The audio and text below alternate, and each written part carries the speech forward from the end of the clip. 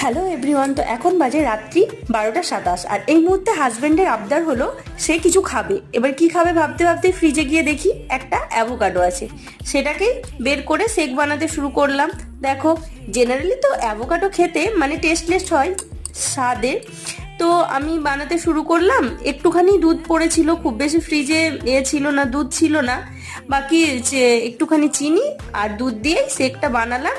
আর দুধটা অল্প দেওয়াই ভালো, কারণ দুধ বেশি দিলে একটু মিল্কি মিল্কি লাগে, মানে অ্যাভোকাডোর সে ফ্লেভারটা আসে না ঠিকঠাক।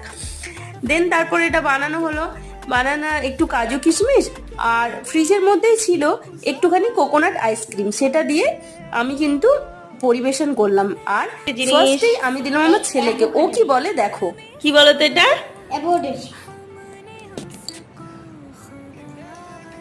কেমন হয়েছে? পারফেক্ট।